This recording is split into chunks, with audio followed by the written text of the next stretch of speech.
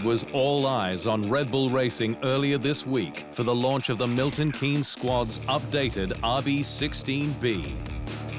Red Bull is expecting big things, not just from its chassis, but Honda in its final season as a works power unit partner. Red Bull, though, won't be left in the lurch, with the brand making a deal with Honda to take on its technology from 2022. One made possible with the sport freezing development in that area until 2025. A jump in performance is also expected from its new driver lineup, which features Top Gun Max Verstappen and Sergio Pérez, who replaces Alex Albon, the team selecting experience over youth. I think we've done a lot of preparation, so many days in the simulator, in the factory, with the controls, getting on top of everything, and I have to say that I'm very pleased with how my first day went, because I was on top of all the procedures. The clock is ticking on what it expects to be its most competitive season of the hybrid era. Its sights firmly set on wresting the World Championship from Mercedes rather than sporadic success, which has been a hallmark of Red Bull's campaigns in the turbo hybrid era, and a key reason Daniel Ricciardo left the squad at the end of 2018.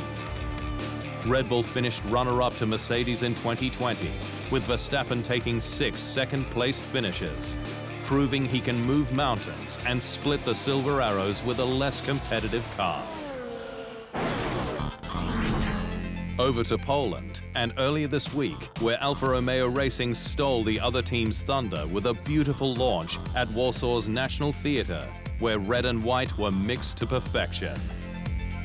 Not just in dance, but in livery, with the C41 a contender for F1 2021's most beautiful car with its striking new look.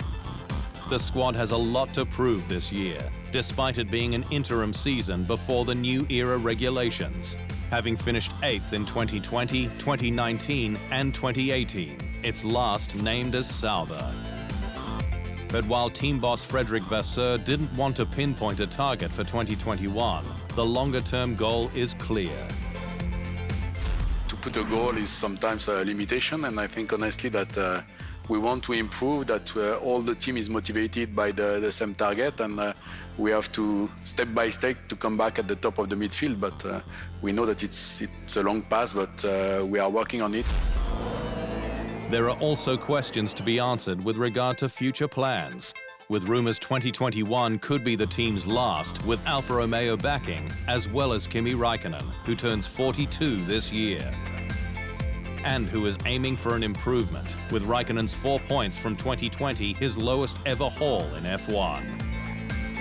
We try to hopefully have better results than last year as a team, as both drivers, and take the team more forward. But that we will see later on how it is with all the changes that happened over the winter.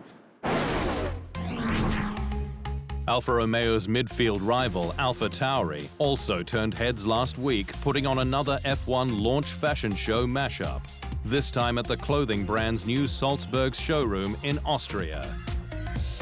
The catwalk was alive with AlphaTauri's Autumn-Winter 2021 collection before the AT02 rolled up, though Pierre Gasly and rookie Yuki Tsunoda had a sneak peek before the event.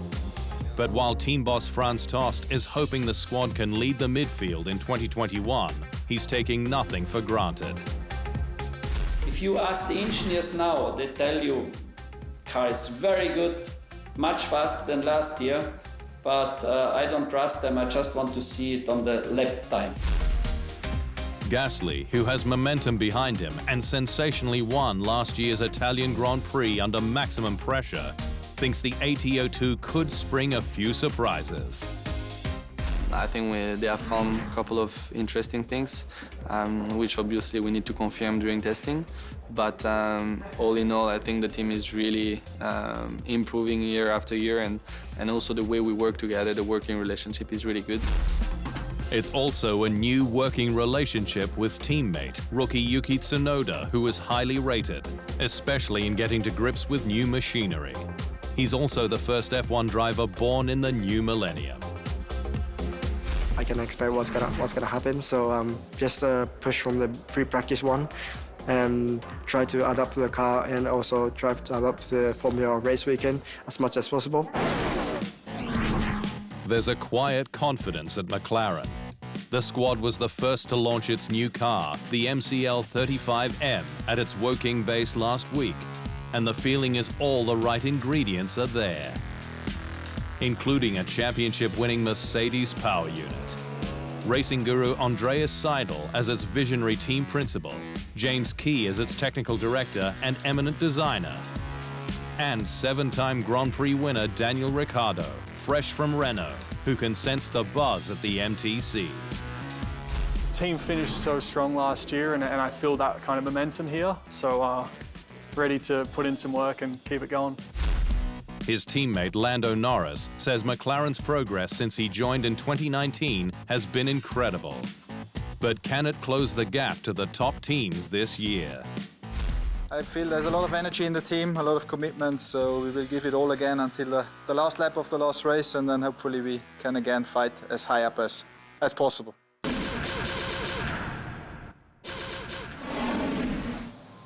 Thanks for watching. To stay up to speed on all things Formula One, make sure you hit the subscribe button.